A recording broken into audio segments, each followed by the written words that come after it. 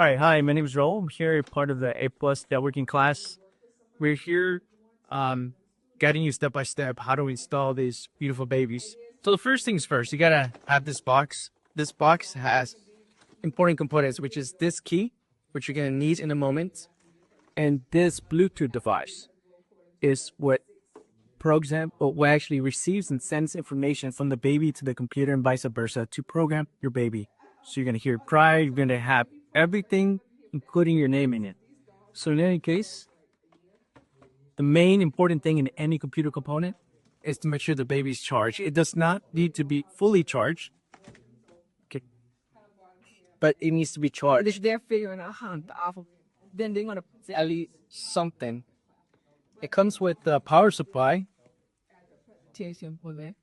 This one is a 6 power supply, so you're gonna connect up to 6 babies plus an additional one just in case.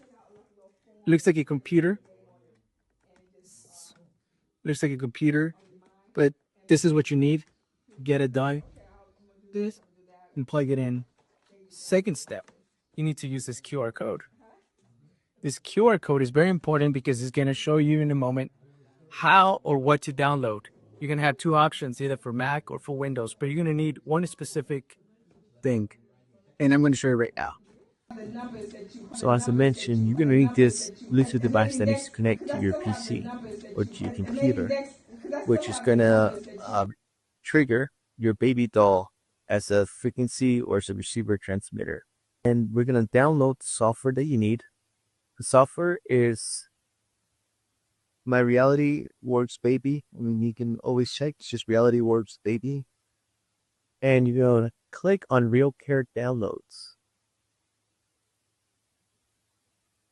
Important you choose the proper software because it's the Bluetooth device and the dolls are all part of the same network system. So we're going to click PC because most schools have PCs and most people have PCs unless you have a Mac. Then click Mac.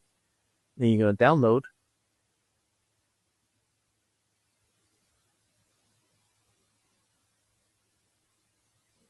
There'll be a casing with it. All right. And we're going to open file.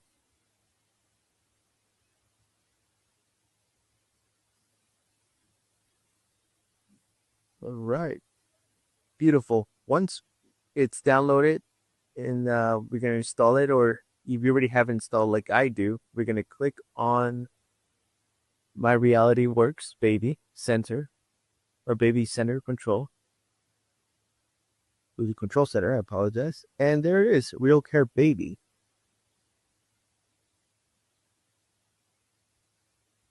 So make sure you open file, and it's going to ask all those questions, and just accept the terms so you can get to installing the baby.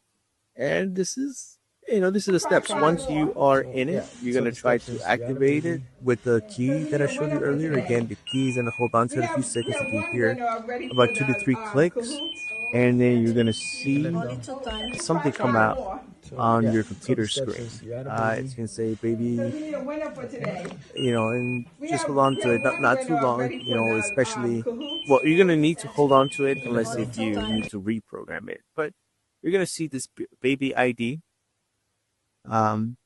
It's low on battery, as you can see. That's why it's very important. It's charged at least a little bit so we can activate it. Once you do, you're going to click on available babies. And it's showing off same baby. Why? Because I programmed it, and this is how we're going to do it. This is the steps. So you're going to program the baby.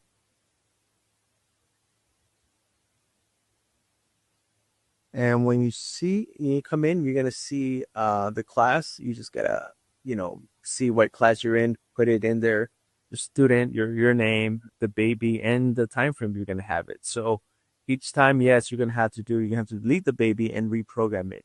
You're going to need to enter the digits. This gray key is very important because it's going to, the baby wakes up or sleeps. So whatever you need to do, even feed it, you're going to need to use this frequency device. So obviously you're going to program it, And there you go. You got it. You're gonna send this information to yourself. You can email it so you know like your baby ID, your name, and the student, obviously. And lastly, you're gonna print certificate so you can send it to yourself or give it to your teacher. Now we're moving to the most important part, which is troubleshooting. Troubleshooting is essential not just for technicians, but for people like you using some sort of electronics. This is our 6-step troubleshooting, the same as we use for our A plus certification framework here at LAUSD and wherever we may go. Step 1 is to identify the problem. This means observing and describing exactly what the baby doll is doing or not doing before jumping to any fixes. Describe what's wrong. Is it silent when it's crying when it should cry? Is it ignoring the bracelet? Write down exactly what it's doing or not doing. This step builds a clear starting point before testing or fixing anything. Step 2 is to brainstorm possible causes. Always list 2 or 3 causes before testing. This establishes a theory. Think of 2 or 3 possible reasons. Maybe the battery is low, the bracelet isn't synced, or a sensor is misaligned. Don't guess. Always list multiple before testing. In this video, Shell Bell's channel explains why or won't ID work, and she goes through the troubleshooting steps. Please feel free to watch this on your own time.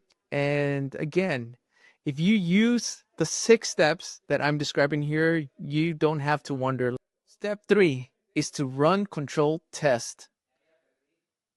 Use the control center, one test at a time. Step 3 is the test theory. Use the troubleshooting screen in control center.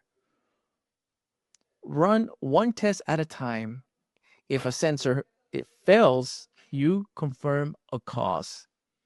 In this video, RealCare Baby 3, how to run troubleshooting tests, product support, the gentleman here explains what to do through the steps.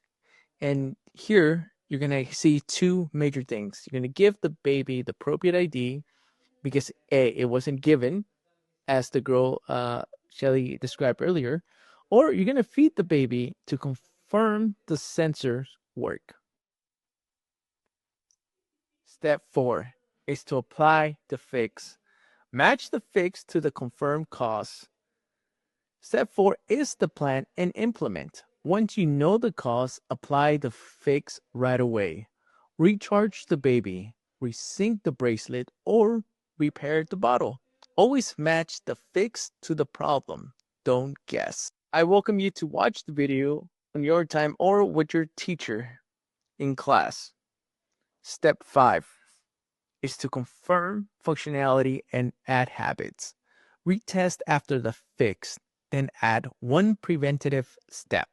Step 5 is to verify and prevent.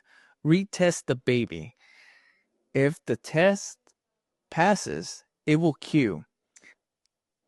Then add a preventative habit like charging overnight or checking the bracelet before scenarios. This will ensure that the issue does not return. Please read over the steps that I have provided and watch this video getting started with the baby tutorial. Step 6 is to record what went wrong, what caused it, how you can fix it, and the outcome. For example, feeding sensors are failing or failed. You can check if the baby passes, and the documentation helps instructors and students learn from each issue. Documentation is what helps us all move forward.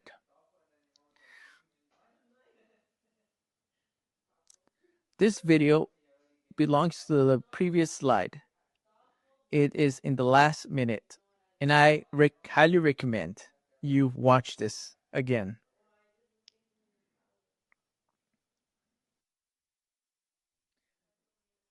These are the official guides and videos that will assist you with your Realityworks Baby.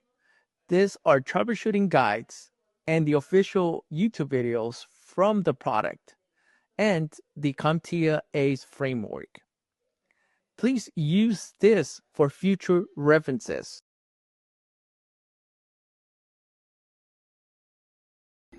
All right, well, my name is Raul Mendez again, and I really hope you enjoyed this video as much as I enjoyed the process of making this video.